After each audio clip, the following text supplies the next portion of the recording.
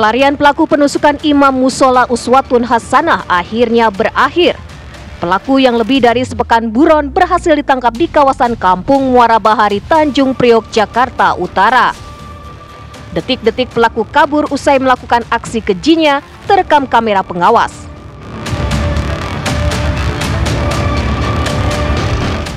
Ribuan kader Partai Demokrasi Indonesia Perjuangan hadir dalam rapat kerja nasional kelima PDIP tahun 2024. Ketua Umum PDIP Megawati Soekarno Putri menyampaikan pidato politik dalam pembukaan acara rapat kerja nasional.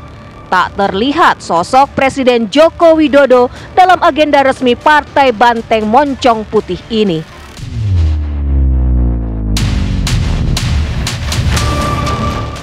Kasus Vina yang menyedot perhatian publik memasuki babak baru usai polisi berhasil menangkap satu orang pelaku yang sudah buron selama 8 tahun. Saksi kunci yang melihat awal peristiwa berujung maut ini pun mulai muncul ke publik memberikan keterangan secara terbuka. Akankah polisi mampu menyelesaikan kasus yang tertunda cukup lama ini secara scientific crime investigation? Assalamualaikum warahmatullahi wabarakatuh. Halo, selamat malam pemirsa. Apa kabar? Indonesia Malam kembali menemani istirahat malam hari Anda. Saya Cica Anissa bersama juga rekan saya Ken Ane. Malam hari ini masih soal misteri kasus pembunuhan Vina dan Eki pemirsa. Setelah aparat kepolisian menangkap satu DPO, kini saksi mata kasus ini pun angkat bicara. Apakah ini dapat membuka tabir misteri kematian Vina? Jawabannya di Apa Kabar Indonesia Malam. Ken, seperti apa? Ya, selain itu juga ada agenda penting lain yang nampaknya perlu kita tunggu dan kita kawal bersama pemirsa. Rakernas dari PDI Perjuangan ini digelar mulai hari ini. Akankah Rakernas ini kemudian menjadi momentum pernyataan atau penentuan sikap PDIP dalam pemerintahan baru nanti ke depan? Selengkapnya di Apa Kabar Indonesia Malam untuk Anda.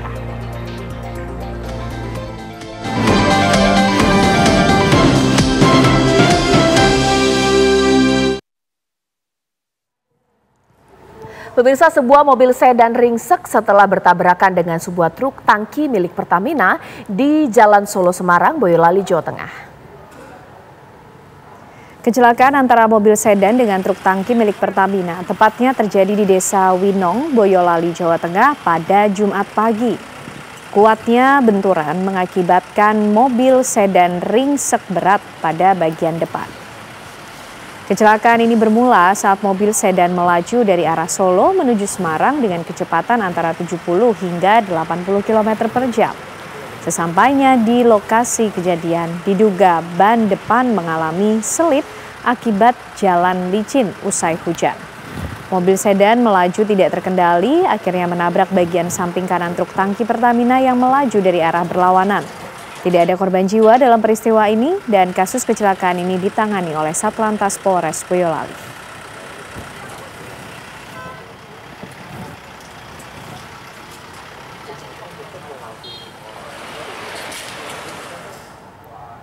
Ya pemirsa, sebuah kapal Roro terbakar saat bersandar di dermaga sandar Pelabuhan Bumi Laksamana Bandar Jaya di Bengkalis, Riau.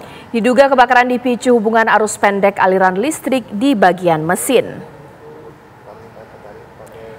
Ya pemirsa, diduga api pertama kali muncul di ruang mesin saat nahkoda kapal beserta ABK-nya sedang memperbaiki instalasi listrik sambil menunggu kapal diisi bahan bakar. Percikan api di bagian ruang mesin langsung menyambar BBM hingga terjadi ledakan cukup keras. Api kemudian dengan cepat membesar menghanguskan ruangan mesin dan juga ruang nahkoda kapal. Kepulan asap tebal dari kapal Roro KMP Permata Lestari terlihat hingga jarak 1 km. Petugas pemadam kebakaran Kabupaten Bengkalis pun langsung mengerahkan 3 mobil pemadam untuk mengatasi kobaran api. Kapal Roro mengangkut penumpang rute Kelurahan Sungai Pakning menuju Air Putih Bengkalis. Informasi terakhir, tidak ada korban jiwa dalam peristiwa ini.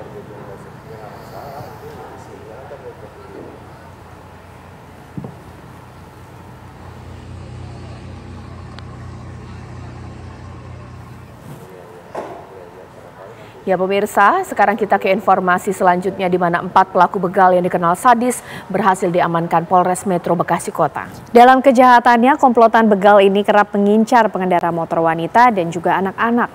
Polres Metro Bekasi Kota berhasil menangkap 4 pelaku begal yang belakangan meresahkan masyarakat Bekasi.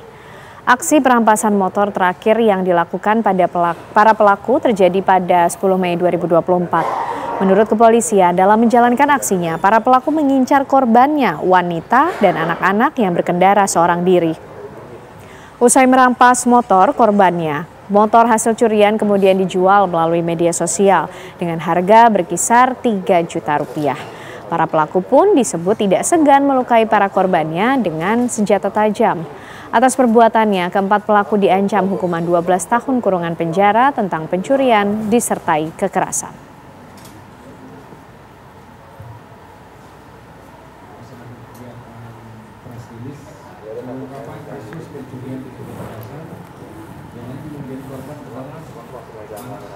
Pelarian pelaku penusukan Imam Musola Uswatun Hasanah akhirnya berakhir.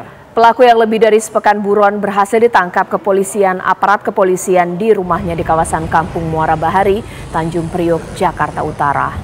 Setelah buron lebih dari 1 pekan, pelaku penusukan Imam Musola Uswatun Hasanah berhasil dibekuk Satreskrim Polres Metro Jakarta Barat. Saat ini, polisi masih melakukan pemeriksaan intensif terhadap pelaku di Mapolres Metro Jakarta Barat untuk mengetahui motif dari aksi penusukan yang dilakukan oleh pelaku.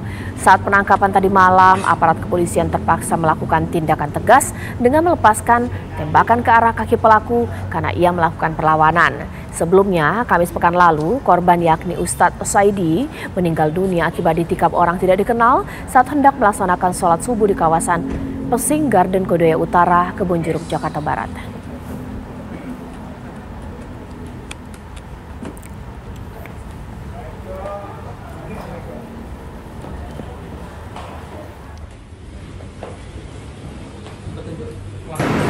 Jadi berdasarkan pengakuan pelaku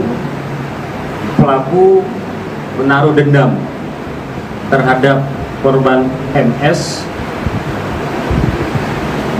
ketika pelaku menyukai salah satu cucu daripada korban. Pelaku mendapatkan sambutan ataupun perlakuan yang kurang baik kalau menurut pelaku, atau terkesan seperti merendahkan pelaku, sehingga pelaku merasa sakit hati dan berencana untuk melakukan aksi pembunuhan tersebut. Pemirsa, sungguh tragis seorang pekerja di pabrik mie di Makassar, Sulawesi Selatan meninggal dunia setelah sebagian tubuhnya masuk ke dalam mesin gilingan bumbu. Detik-detik kejadian mengerikan itu terekam kamera pengawas pabrik. Inilah momen ketika seorang pekerja melihat rekannya mengalami kecelakaan kerja. Ia panik mengetahui temannya yang berinisial BP, tangannya tertarik mesin mixer sehingga masuk ke dalam mesin penggiling bumbu ini. Para pekerja yang lain kemudian beramai-ramai berusaha menolong korban, tetapi tubuh BP terjebak. Menurut polisi, tangan korban tersangkut di baling-baling saat membersihkan mesin mixer, sehingga tubuhnya terputar masuk ke dalam mesin. BP meninggal dunia di tempat kejadian. Saat dikeluarkan dari mesin, kondisi tubuh korban mengalami patah tulang di beberapa bagian. Peristiwa mengerikan ini terjadi di pabrik mie instan yang terletak di Jalan Insinyur Sutami, Kelurahan Bira, Kecamatan Tamalan Rea pada Rabu siang.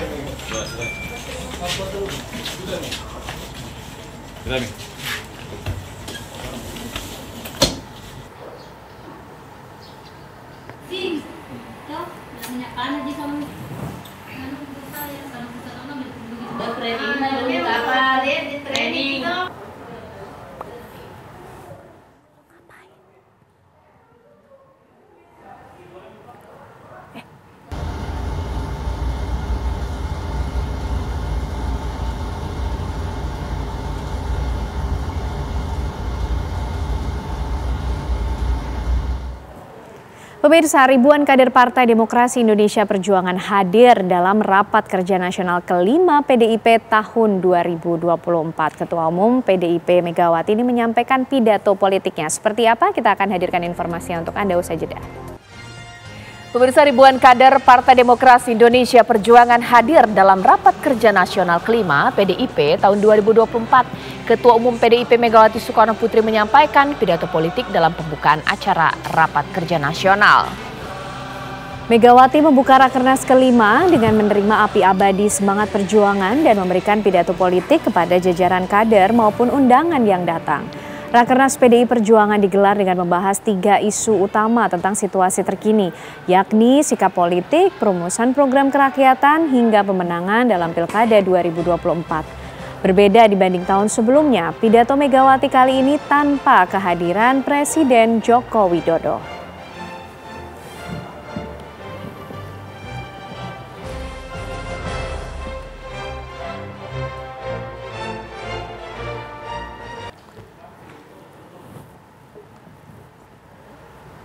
Ketua Umum PDI Perjuangan Megawati Soekarno Putri menyampaikan bagaimana koalisi di tanah air dimaknai dengan cara yang salah. Indonesia sejatinya menganut sistem presidensial bukan parlementer, sehingga tidak mengenal oposisi maupun koalisi.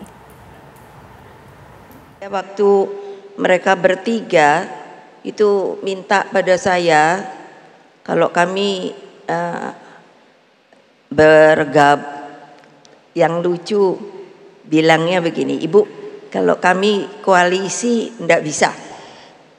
Saya langsung bilang begitu, karena saudara-saudara sekalian, anak-anakku tersayang, harus di stressing bahwa banyak sekali mereka yang salah. Karena dalam sistem ketatanegaraan kita, boleh tanya pada Pak Mahfud, sistem kita adalah presidential system. Jadi bukan parlementer. Jadi sebetulnya kita ini tidak ada koalisi lalu oposisi. Jadi memang agak susah sebetulnya, karena kalau tidak ikut lalu apa ya? Jadi saya bilang pada mereka bertiga, kerjasama. Karena memang begitulah, tidak bisa koalisi karena kita sistemnya nanti parlementer. Oleh sebab itu saya mohon dengan segala hormat saya, dari kalangan pers juga harusnya memberikan sebuah pembelajaran masukan yang benar daripada sistem kenegaraan kita. Lalu kalau ada yang bertanya pada saya, kalau tidak ikut, tidak ini, ya itu artinya ya tidak ada bersama-sama. Jadi semua pada diam. Nah, itu yang saya ingin stressing. Beliau bertiga, dan setelah pemilu pileg presiden, beliau juga bertiga mengatakan pada saya, karena saya juga bertanya bahwa ini pilpres sudah dinyatakan selesai, tetapi tentu saya ingin menanyakan Bapak bertiga bagaimana? Saya masih terus mau ikut sama PDI Perjuangan. Ya, sementara itu Megawati juga mengajak kadernya optimis karena sebagai partai pelopor dengan akar rumput yang kuat. Mega juga menyampaikan terima kasih kepada masyarakat yang sudah mendukung partainya memenangkan Pilpres 3 kali berturut-turut. Hal ini disampaikan Mega dengan suara yang bergetar. Tapi perjuangan ini kita sebagai partai pelopor selalu bersikap optimis karena besarnya kekuatan akar rumput yang menopang kita sebagai partai. Karena itulah selaku ketua umum partai dan atas nama PDI Perjuangan, kami mengucapkan beribu-ribu terima kasih kepada seluruh rakyat Indonesia yang dengan penuh semangat dan kecintaannya selalu mendukung PDI Perjuangan hingga tetap berdiri tegak, tetap menjadi pemenang pemilu legislatif 3 kali berturut-turut. Nggak apa-apa. Tadi kan ada banteng penuh panah. Ya saya bilang nggak apa-apa kok. Kita tahan banting kok. Berani apa tidak? Takut apa tidak? Berani apa tidak? Takut apa tidak? Berani apa tidak? Takut apa tidak? Nah gitu dong, berani. Lalu bagaimana jalannya Rakernas malam hari ini? Rekan kami Leo Chandra sudah siap mengabarkan langsung dari lokasi Rakernas di kawasan Ancol, Jakarta. Leo, silakan dengan laporannya. Selamat malam Ken dan juga Caca serta pemirsa TV One, di mana memang untuk Rakernas kelima dari PDI Perjuangan saat ini sudah selesai, dan di mana Rakernas sendiri ini akan dilakukan 3 hari sejak hari Jumat, Sabtu hingga Minggu mendatang, di mana tadi pidato Ketua Umum Partai PDI Perjuangan yaitu Megawati Soekarnoputri ini juga dilakukan pada pukul 2 siang yang menandakan bahwasannya Rakernas kelima dari Partai PDI Perjuangan ini dibuka. Kemudian memang untuk kehadiran sendiri memang sudah dikonfirmasi juga oleh Ketua DPP PDIP yaitu Jarod Saiful Hidayat yang menegaskan bahwasannya untuk kehadiran dari Presiden Joko Widodo dalam Rakernas kelima PDI hari ini memang tidak diundang karena memang Presiden Joko Widodo dianggap karena menyalahi aturan yaitu pelanggaran etik dan juga konstitusi. Dalam hal ini juga PDIP ini menjunjung tinggi kebenaran dan juga konstitusi. Dalam hal ini juga pembahasan yang akan dilakukan pada Rakernas kelima PDI Perjuangan esok hari yang dimulai pada pukul 9 pagi ini akan memulai dengan materi lanjutan. Yang pertama adalah pandangan umum DPD Partai PDI Perjuangan, kemudian mendengarkan arahan dari Ketua Umum Partai PDI Perjuangan yaitu Megawati Soekarnoputri, dan juga di mana informasinya juga bahwasannya untuk Rakernas kelima hari ini itu yang diundang yaitu pimpinan partai politik pendukung Ganjar Mahfud, kemudian menteri-menteri dari PDI Perjuangan, menteri-menteri sahabat, kemudian tokoh nasional, relawan pendukung Ganjar dan Mahfud, kemudian para aktivis dan juga para cendekiawan yang dilangsungkan di Beach City International Stadium Jakarta Utara. Dan saat ini memang untuk acara dari Rakernas kelima dilanjutkan dengan isoma, dan nantinya pada pukul 7 hingga 9 malam ini akan dilakukan agenda tertutup oleh seluruh kader Partai PDI Perjuangan di kawasan yang sama. Dan juga untuk pidato Megawati Soekarnoputri yang dilangsungkan pada pukul 2 siang ini itu membahas terkait dengan para kader ini untuk lebih mengetahui nilai-nilai prinsip dan juga ideologi dari Partai PDIP yang menjunjung tinggi Pancasila dan juga konstitusi. Dan dalam hal ini juga menyinggung putusan Mahkamah Konstitusi yang dianggap tidak seperti dulu. Begitu untuk informasi yang dapat kami laporkan langsung kembali ke studio Ken dan juga Caca. Terima kasih Leo Chandra mengabarkan langsung dari lokasi Rakernas PDIP di kawasan Ancol, Jakarta. Pemirsa, usai jeda, apa kabar Indonesia Malam tentu masih akan menemani Anda dengan perbincangan yang menarik bersama dengan Caca Anissa. Ya benar sekali Ken dan juga pemirsa, usai aparat kepolisian menangkap 1 DPO, kini saksi mata kasus pembunuhan Vina dan Eki mulai angkat bicara. Apakah ini membuat polisi semakin mudah untuk menangkap 2 DPO lain dan mengungkap misteri pembunuhan? Sesaat lagi. Dengan harapan bahwa pelan-pelan kasus atau misteri pembunuhan Vina ini bisa terungkap ketika aparat kepolisian berhasil menangkap 1 dari 3 DPO, sekarang saksi mata kasus ini pun mulai angkat bicara. Pertanyaannya, apakah kita nanti akan mendapat kabar baik bahwa 2 DPO lainnya berhasil ditangkap dan misteri pembunuhan bisa terungkap? Karena dari sisi pelaku pun juga mengatakan bahwa kasus ini banyak kejanggalan. Itu yang akan saya bahas di Apa Kabar Indonesia Malam. Saat ini di studio TV One, kriminolog kita di sini. Selamat malam, assalamualaikum Pak. Apa kabar? Saya sudah lama tidak berbincang dengan Pak Thomas Sunaryo di sini, dan saya Pak Thomas sudah bersama dengan 2 narasumber kita di sini, mulai dari Pak Wahyu Rudanto dari Kompolnas dan juga saya sedang menunggu Pak Sugeng Teguh Santoso dari IPW. Selamat malam Bapak-bapak. Malam Mbak Caca. Ya, Pak Wahyu ya, sambil kita menunggu dengan Pak Sugeng Teguh Santoso. Sekarang sebelum saya ke Pak Thomas dan juga Pak Wahyu, saya ingin tahu informasi terbaru apa ini dari Polda Jabar, pemirsa. Ini sudah ada rekan saya Duhan yang siap mengabarkan dari sana. Duhan, ada informasi apa dari Polda Jabar? Silakan dengan laporannya.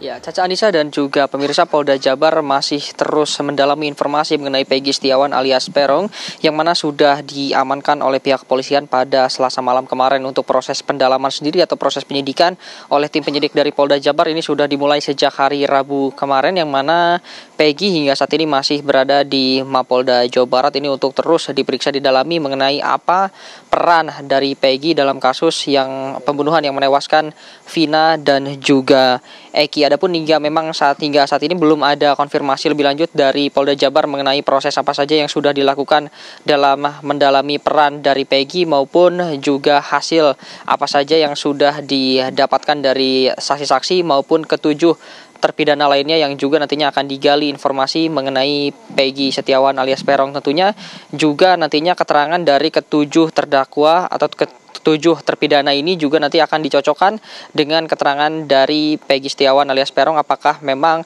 ketujuh terpidana ini juga saling mengenal dengan Peggy Setiawan ataukah tidak. Nah, pada hari ini juga tim penyidik dari Polda Jawa Barat juga memeriksa salah satu saksi kunci yaitu AF.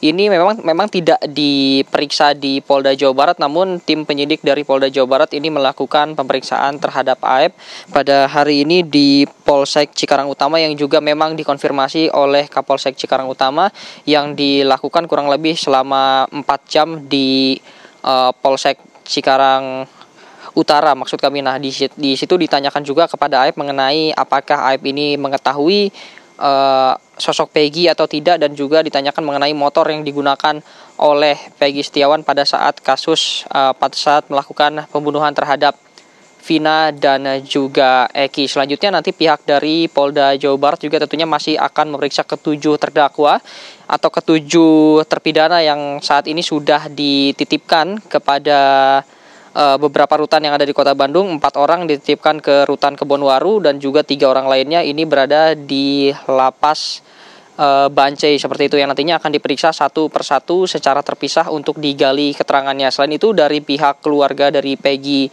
Setiawan alias Peron juga ini sudah dimintai keterangannya pada saat proses penggeledahan rumah kemarin di Cirebon, yang mana 3 orang sudah dimintai keterangan dan juga tim penyidik dari Polda Jawa Barat dan juga Polres Cirebon Kota ini sudah mengambil beberapa barang bukti. Barang bukti apa saja memang ini masih belum ada konfirmasi lebih lanjut baik dari Kabid Humas Polda Jawa Barat maupun dari Dirkrimum Polda Jawa Barat yang memang dalam 2 hari terakhir ini belum memberikan informasi apapun mengenai proses penyidikan lebih lanjut yang dilakukan untuk mengungkap peran dari Peggy Setiawan alias Peron. Untuk sementara itu informasi yang dapat kami sampaikan, Caca. Terima kasih Duhan mengabarkan langsung dari Polda Jawa Barat. Sekarang kita akan menuju ke Pak Wahyu di sini. Pak Wahyu, dari Kompolnas sendiri bagaimana kemudian kita melihat kasus ini? Karena kita tahu bahwa masih menunggu ya aparat kepolisian menangkap 2 DPO lainnya.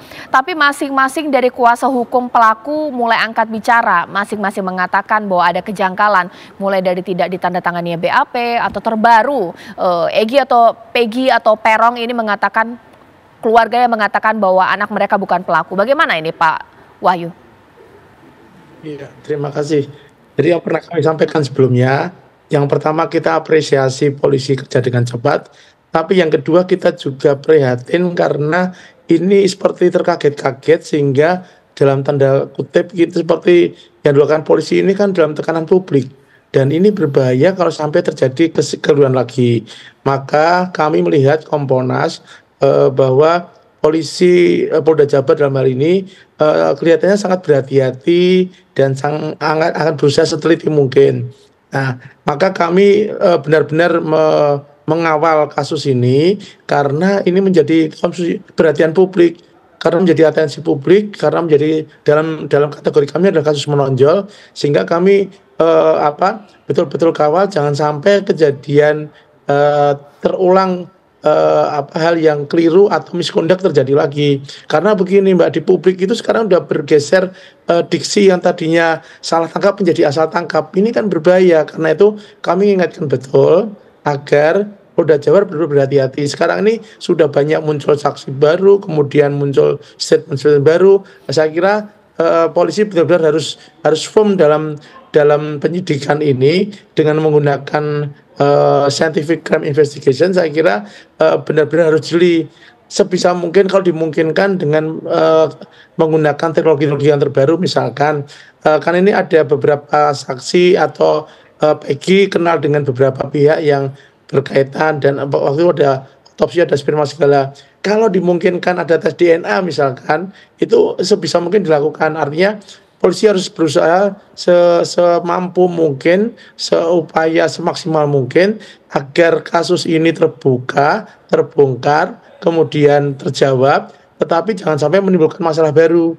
Itu yang kami harapkan. Kalau nanti menimbulkan masalah baru lagi, ini polisi ini kan sudah bekerja mati-matian di banyak kasus, jangan sampai di kasus ini kemudian namanya hancur lagi. Itu yang kami betul-betul jaga, Mbak Tia. Ya.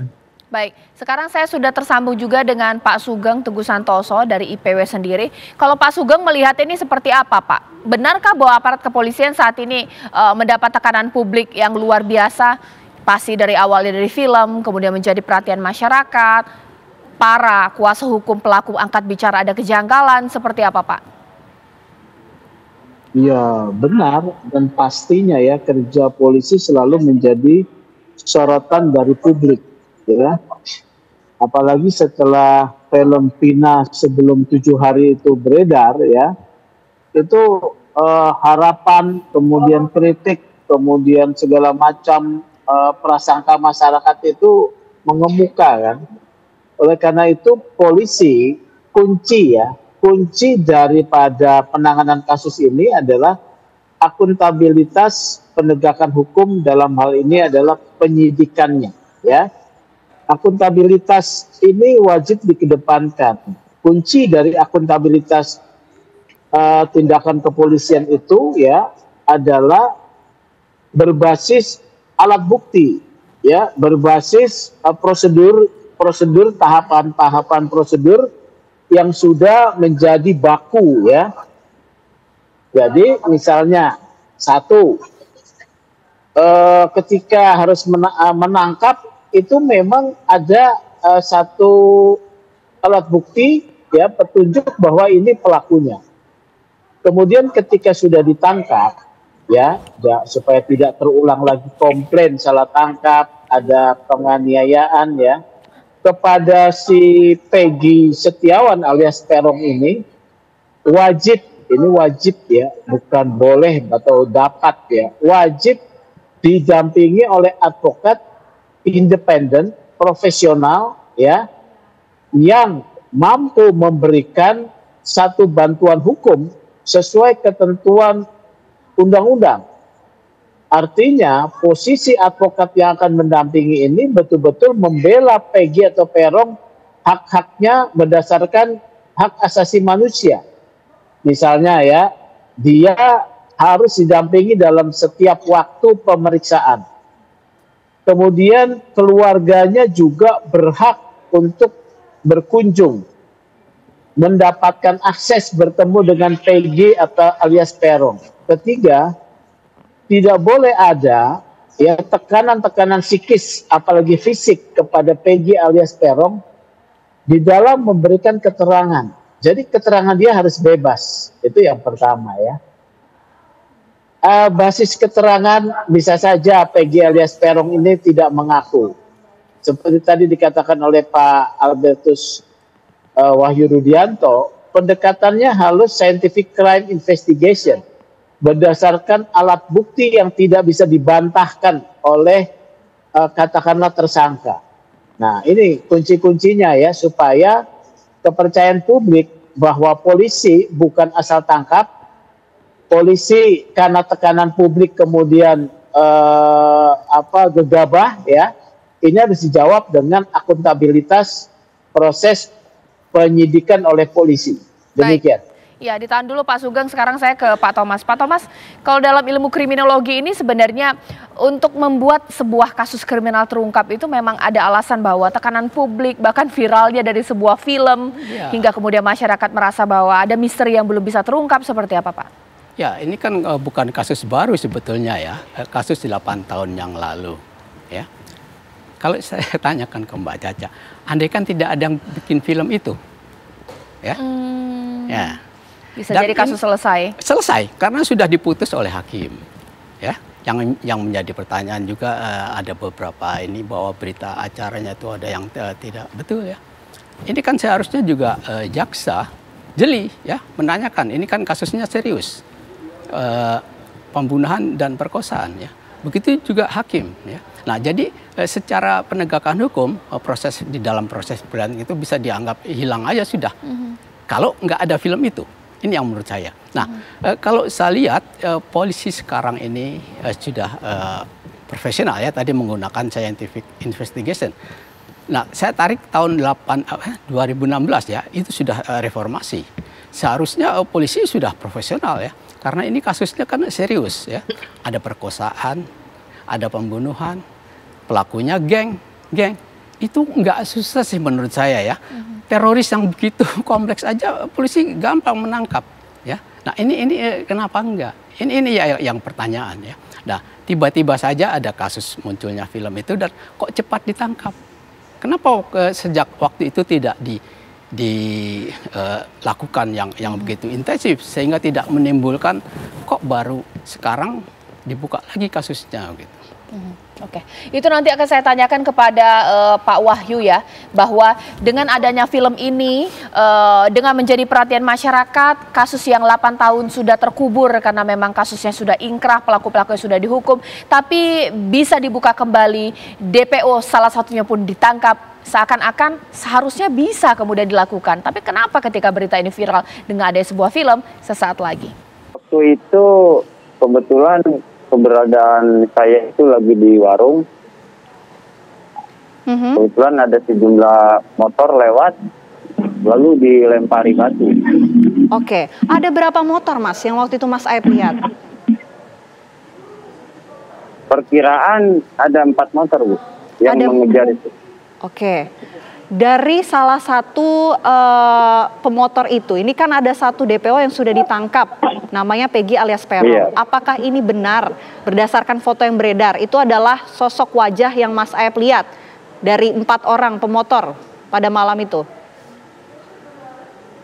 Kalau saya bicara itu namanya Peggy, saya nggak tahu ya Bu. Saya nggak tahu namanya itu Peggy atau bukan.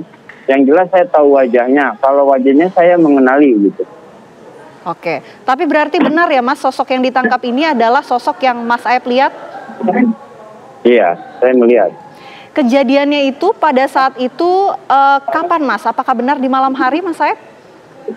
Iya, di malam hari. Bu. Waktu itu kalau Mas Aib lagi ngapain Mas? Mungkin bisa diceritakan? Lagi di warung, lagi beli rokok, beli jajanan. Mas Aib, pada saat kejadian ini, apa yang kemudian dilakukan oleh pemotor ini terhadap Vina dan Eki yang Mas Aib saksikan? Kalau yang saya lihat itu dia melempari batu terus dikejar. Setelah dikejar, berhubung saya juga takut Bu ya. Ya udah akhirnya saya pulang aja gitu. Oke, pada saat dikejar, kemudian sempat dipepet juga, apa yang kemudian terjadi lagi Mas? Kurang tahu juga Bu, selebihnya ke situnya kita nggak tahu. Soalnya kita juga takut gitu, takut kena sasaran. Memangnya pada saat kejadian di sekitar tidak ada warga sekitar lagi Mas? Apa kondisinya sepi pada saat itu? Berhubung di situ sepi Bu. Jadi di situ tuh jam 9 udah sepi Bu jalanan situ. Oke, kondisinya sepi dan gelap ya Mas pada saat itu? Iya. Berarti setelah itu Mas Aib memutuskan untuk buru-buru pergi ya Mas ya melihat kejadian itu? Iya. Oke. Adakah terdengar suara teriakan atau suara-suara lain yang mungkin Mas Aib dengar?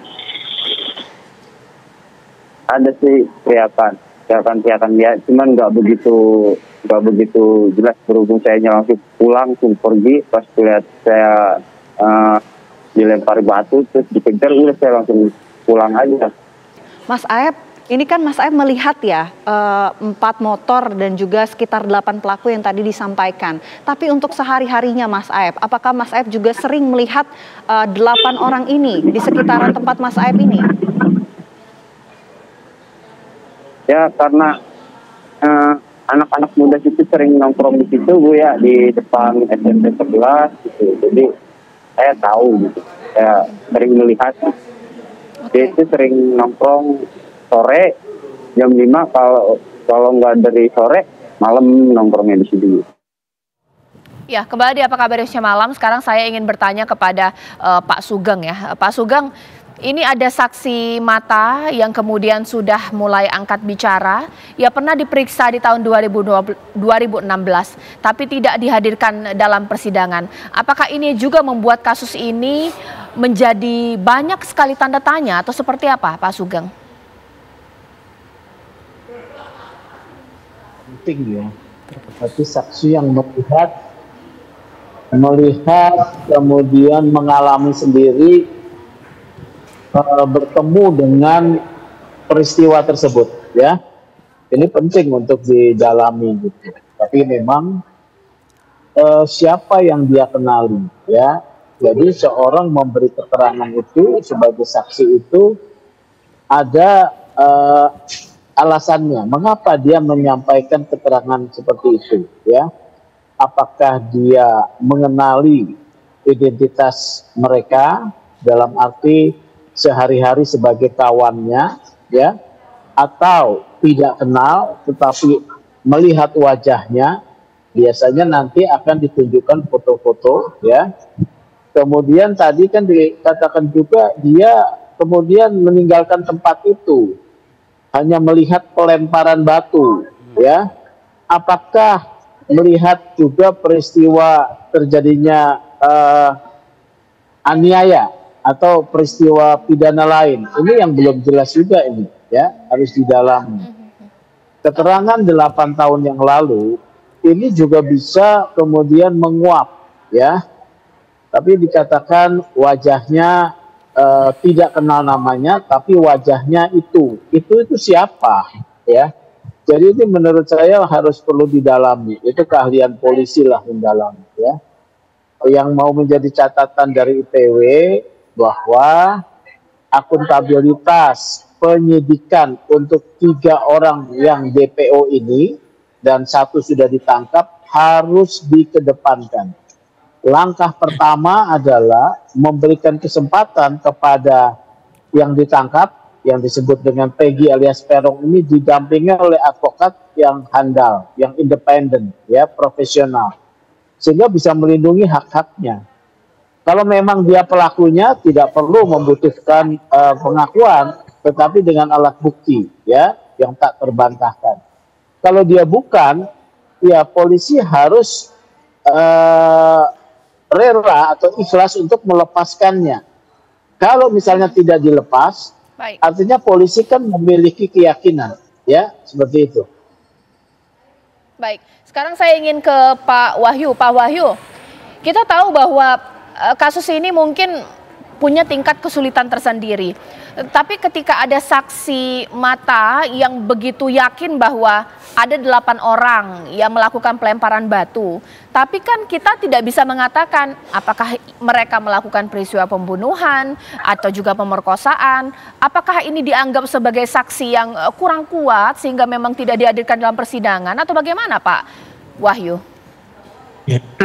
Jadi kalau saya flashback ke belakang ya, jadi sebetulnya kasus ini bukan dibuka kembali, tapi ini kasus ini adalah kasus yang belum tuntas, tetapi kemudian 8 tahun dibiarkan oleh polisi. Kan ceritanya kan ini ada 11 tersangka, 8 kemudian sudah disidangkan, 7 tapi kemudian 8-nya mencabut BAP semua, 7 dihukum seumur hidup, 1 dihukum 8 tahun tapi sudah bebas tahun 2020 kemarin karena sudah 2/3 sekarang sudah bersyarat. Nah sekarang sudah 8 tahun ini kan kesulitannya sangat kompleksitasnya sangat tinggi, Mbak. Yang jelas pajak pasti berubah, 8 tahun berubah. Kemudian tadi keterangan saksi sudah pasti berubah. Saya kok tidak yakin apa yang dia lihat 8 tahun yang lalu masih termemori sekarang ini. Nah ini kemudian penyidik berganti. Sudah estafet kasusnya kan, sudah berapa kali Kapolres, berapa kali Kasat Reskrim. Saya kira ini semua yang dilakukan polisi saat ini kan melakukan pemeriksaan ulang, ada dipanggil lagi, diperiksa lagi seperti yang kita sarankan. Dan ini sedang dilakukan. Jadi menurut saya tadi betul Pak Sugeng, satu transparan, tapi yang kedua juga harus apa? Benar-benar hati-hati dan teliti ketika mendalami kasus ini. Karena 8 tahun itu tidak waktu yang pendek, Mbak. Dan TKP berubah, kemudian tentu banyak aspek yang membutuhkan tingkat kesulitan tertentu. Nah, saya kan mendapat informasi bahwa dari pihak Mabes akan turun sebagai tim taktis dan teknis. Katanya sudah turun. Nah, kalau sudah turun kan mohon itu untuk didorong terus, ya, publik yang mendorong terus agar apa? Kesulitan yang dihadapi oleh Polda ini juga dibantu oleh tingkat Mabes, karena bantuan itu kan bisa bantuan sumber daya, jadi ekspor tertentu dari Mabes. Ini saya kira yang harus kita pahami, harus kita dorong terus, Mbak, dan kami mengawal terus, karena kalau tidak begitu tingkat kerumitannya saya sudah memastikan bahwa tingkat kerumitannya tidak sederhana lah. Kompleksitas sekali, dan ini membutuhkan kajian-kajian yang betul-betul oleh expert yang tidak sekedar meriksa saksi, kemudian ada statement lalu dia tadi sempat lihat lupa dan sebagainya. Ini kan jangan sampai masyarakat kemudian terbuai oleh drama-drama seperti film yang berputar kemudian jadi masalah lagi. Baik. Itu yang kami tekankan, Mbak ini. Oke, ditahan dulu Pak Wahyu. Sekarang saya ingin ke rekan saya Leo Chandra yang sudah siap bertanya dengan warga Cirebon, karena pasca viralnya kasus ini pasti orang penasaran tentang wilayah Cirebon karena mengingat beberapa pelaku ini rumahnya berdekatan. Pemirsa, saya tanyakan langsung saja kepada rekan saya Leo, kira-kira apa tanggapan masyarakat di sana? Silakan.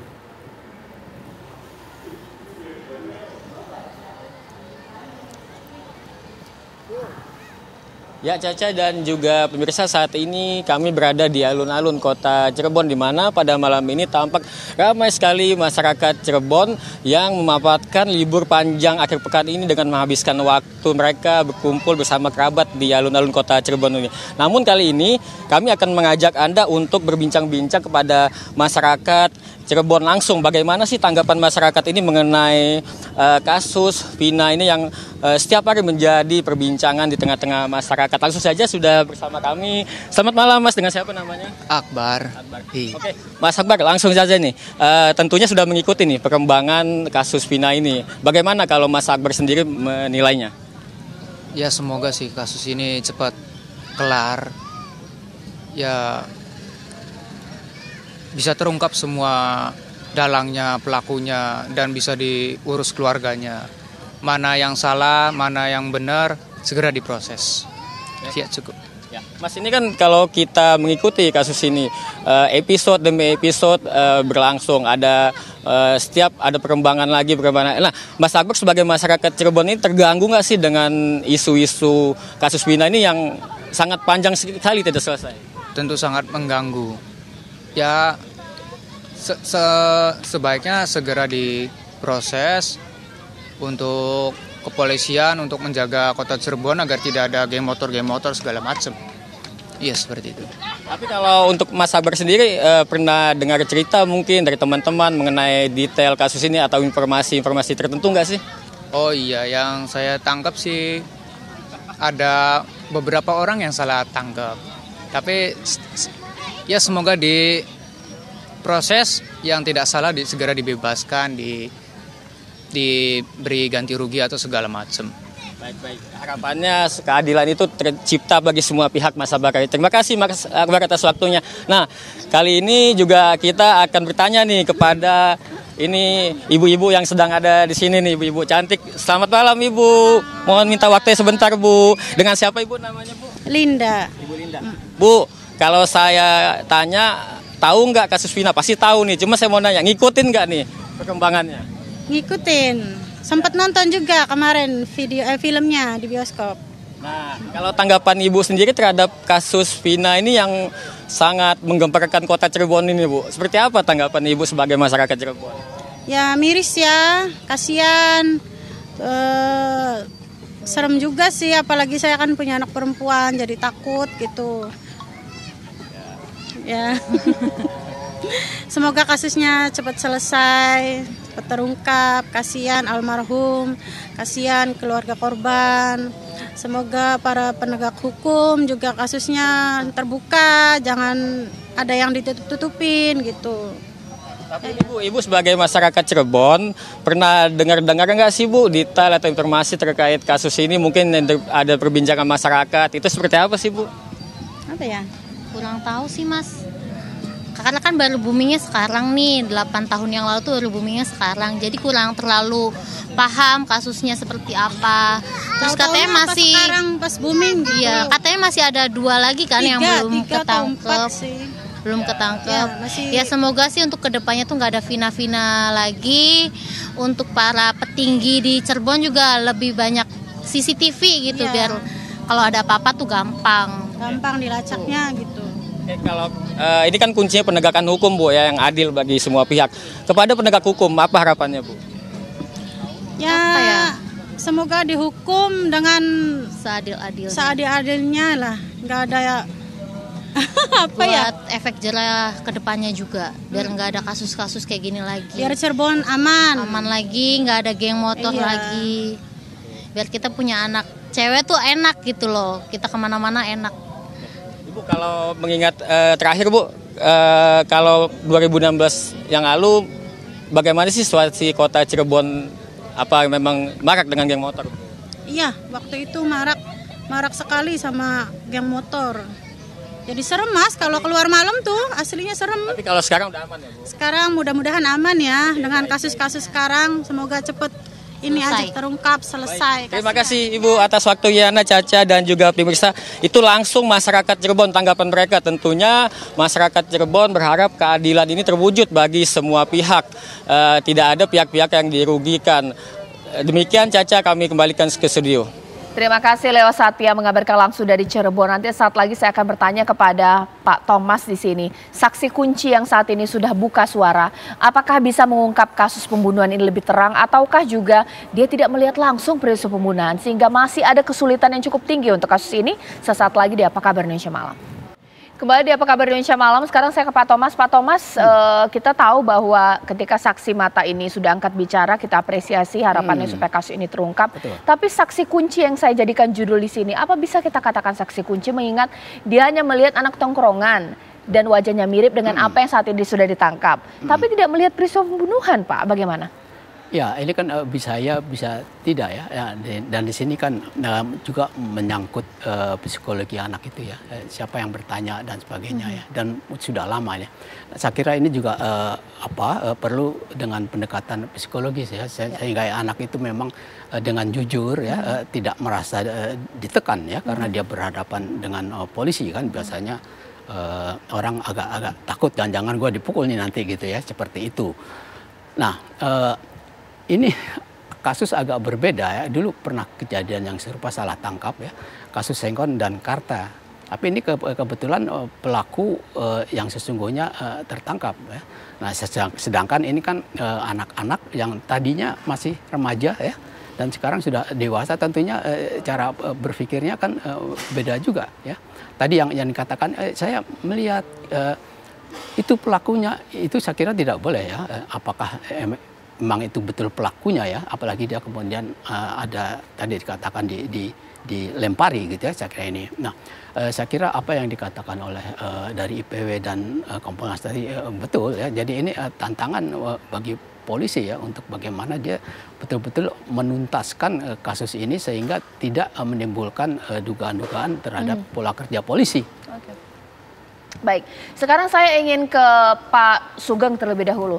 Pak Sugeng, ketika saksi Aep ini sudah mulai angkat bicara, ia juga mengatakan bahwa ia sudah diperiksa polisi, bahkan ia yang melaporkan kepada polisi ketika ada 8 orang nongkrong dan diduga pernah melakukan pengeroyokan atau pelemparan batu. Apakah ini menandakan bahwa kita bisa restart kembali kepada kasus ini? Sebenarnya apakah benar yang ditangkap adalah merupakan pelakunya atau mungkin jangan-jangan ada pelaku lain sehingga kemudian kita bisa menangkap 3 DPO yang sebenarnya? Bagaimana Pak Sugeng? Kita harus batasi dulu ya. kasus yang sekarang ditangani oleh Polda Jabar di bawah supervisi ya Bareskrim ini adalah kasus untuk 3 orang DPO. Nah, diasumsikan bahwa 3 orang DPO itu adalah pelaku yang terlibat bersama-sama dengan 8 orang yang sudah dipidana. Jadi sebetulnya siapa yang disebut saksi kunci? Justru yang menjadi saksi kunci adalah 8 orang yang telah dipidana. Ya. Kalau 8 orang yang telah dipidana ini bagian daripada yang melakukan tindakan bersama-sama, maka saksi kuncinya mereka, ya. Mereka ini memberikan keterangan apa? Kalau tadi saksi yang disebut saksi kunci yang melihat ada 4 motor ya, 8 orang, ini kan ada 11 jadinya, ya. Ada 8 tambah 3, 11. Kemudian kecepatan dia sekuen waktu melihatnya itu kan hanya ketika mengendarai motor melempar batu. Itu sekuennya sebentar ya. Karena kemudian tidak diketahui lagi apa yang terjadi. Menurut informasi baru ketahuan ada peristiwa tindak pidana itu ketika ditemukan 2 mayat di pinggir jalan bersama motornya. Ya. Beberapa saat kemudian, nah ini memang menjadi sulit. Oleh karena itu yang disebut saksi kunci adalah 8 orang, termasuk sekarang yang di luar adalah Sakatatal, ya. Apakah tindak pidana itu dilakukan bersama-sama dalam satu peristiwa, dalam satu waktu yang sama? Ketahui. Apakah ada tindakan ruda paksa, ya, secara seksual? Itu di mana? Ini juga harus dicek kembali dari 8 orang berkasnya. Oleh karena itu, Bareskrim dan Polda Jabar pasti akan menggunakan berkas perkara atas 8 orang ini sebagai acuan, ya, acuan, dan putusan pengadilan juga sebagai acuannya. Mengapa sekarang Peggy atau Peron ditangkap? Itu harus bisa dijelaskan oleh polisi berdasarkan alat bukti apa. Kalau saya katakan tadi saksi kuncinya adalah pelaku yang lain, apakah atas dasar keterangan 8 orang yang sudah dipidana atau atas dasar pembukaan CCTV atau atas dasar apa? Ya, ini yang menjadi pertanyaan. Oleh karena itu akuntabilitas di sini menjadi penting. Menurut saya, polisi tidak perlu merasa gagal kalau misalnya Peggy atau Peron ini tidak cukup bukti dia dilepas, ya. Karena lebih penting adalah satu proses yang akuntabel dapat dipertanggungjawabkan. Kalau Peggy atau Peron ini tetap ditahan, kita bisa mengasumsikan polisi punya cukup alat bukti. Nah itu saja. Maka kita lihat episode selanjutnya. Mari kita tunggu polisi bekerja. Demikian. Oke, baik. Sekarang saya ke Pak Wahyu. Pak Wahyu, apakah benar ketika aparat kepolisian sudah menangkap Peggy atau juga Peggy Peron ini sebenarnya memang sudah bisa dipastikan polisi punya 2 alat bukti? Karena opini yang terbentuk di masyarakat juga cukup beragam. Dikatakan bahwa orang tuanya merasa bahwa anaknya tidak bersalah, ada kejanggalan kasus lainnya. Ini bagaimana, Pak? Begini, ketika polisi Polda Jabar menangkap Peggy, itu pasti ada dasarnya. Tidak mungkin asal nangkap, apalagi kasus ini kan belajar dari kasus yang 8 tahun yang lalu. Apalagi ada kejadian film Vina 97 hari. Nah, tetapi ketika kami mendesak untuk menanyakan hal itu, dijawab ini masih proses penyidikan. Nah, sehingga memang kami pun belum yakin mengenai hal ini. Apalagi sampai hari ini pihak Polda Jabar kan belum pernah menampilkan yang bersangkutan dengan alasan masih proses. Nah, sehingga Kompolnas terus terang mendesak agar Polda Jabar ini bekerja seprofesional mungkin, karena itu yang menjadi misi kami mengawal kepolisian. Kemudian yang kedua, penyidikan ini supaya dilakukan benar-benar transparan, karena sekarang sudah tidak lagi zamannya ditutup-tutupi. Semuanya akan akan dipantau oleh publik. Pengawas polisi itu sekarang bukan hanya Kompolnas, tapi seluruh masyarakat, apalagi sekarang ini masyarakat netizen plus 62 ini benar-benar mengawasi betul. Jadi tindakan polisi menangkap Peggy menurut saya harus bisa juga dipertanggungjawabkan secara hukum, dan saya setuju dengan Pak Sugeng, kita ikuti proses selanjutnya. Kita harapkan jangan sampai kesalahan itu diulang lagi. Nah, itu yang ingin kami tekankan, Mbak, ini. Baik, Pak Thomas seperti apa? Saya melihat lebih jauh ya. Kita kan berharap polisi kita itu mengayomi, ya, menjaga ketentraman, ya, dan menegakkan keadilan, ya. Jadi ini kan hanya satu kasus yang harus ditangani polisi, ya.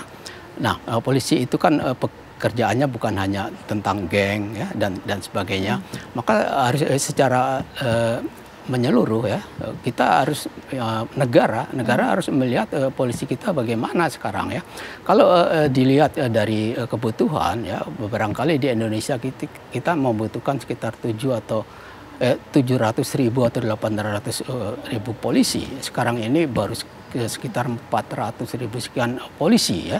Nah, dan ini kan menyangkut yang pertama adalah sumber daya manusia, ya, lalu sarana, ya, lalu dana, ya. Jadi ini harus bukan hanya polisi tapi negara itu bisa semua, ya, bisa DPR, ya, Menteri Keuangan dan sebagainya, sehingga kita tidak selalu diributkan dengan bahwa kondisi polisi kita seperti ini, ya.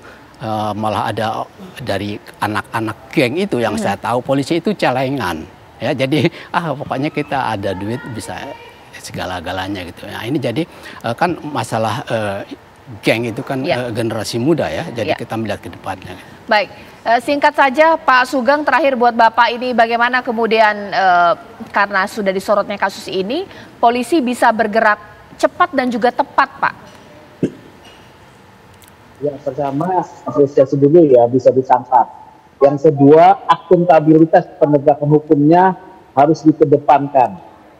Jangan kemudian ada terjadi lagi komplain karena proses yang tidak akuntabel. Yang ketiga, penghormatan hak asasi manusia perlu juga menjadi tekanan, yaitu hak asasi siapa? Si PG alias Peron ini supaya tetap diberikan. Dia belum tentu bersalah loh, ya, karena dia masih tersangka. Demikian. Baik, terima kasih Pak Sugeng atas waktunya. Mungkin terakhir di sini Pak Wahyu, singkat saja Pak, bagaimana kemudian aparat bisa bekerja cepat juga Pak, ya, karena kita menunggu berhasilnya aparat menangkap 2 DPO lainnya, Pak Wahyu. Ya, kami Kompolnas mengawal dan mensupport polisi. Silakan polisi bekerja secara profesional, terapkan aturan dengan jelas, jangan sampai terjadi misconduct, maka yang namanya SOP, keteraturan, peraturan jangan dilanggar, dan seserius mungkin. Ini pengalaman 8 tahun dibiarkan saja, sekarang menjadi buahnya. Nah, ini saya kira pelajaran yang berharga, dan hati-hati betul dalam menangani kasus ini. Karena ini menjadi atensi publik, saya kira ini yang menjadi penting gitu, ya.